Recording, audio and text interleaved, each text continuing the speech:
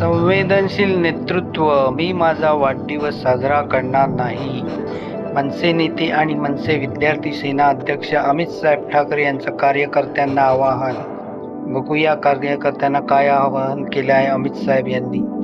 माझ्या सर्व सहकाऱ्यांना नम्र विनंती. पहलगाममध्ये झालेल्या दहशतवादी हल्ल्यात तसेच त्यानंतर झालेल्या कारवाईत आपल्या देशातील अनेक निरपराध नागरिक आणि शूर जवानांनी प्राण गमावले. ही अतिशय दुःखद आणि व्यथित करणारी घटना आहे. म्हणून येत्या 24 मे रोजी मी माझा वाढदिवस साजरा करणार नाही. कृपया नोंद घ्यावी. आपले प्रेम, शुभेच्छा आणि आशीर्वाद नेहमीच माझ्यासोबत आहेत आणि पुढेही राहतील हीच अपेक्षा. आपले मनापासून आभार. आपला अमित ठाकरे.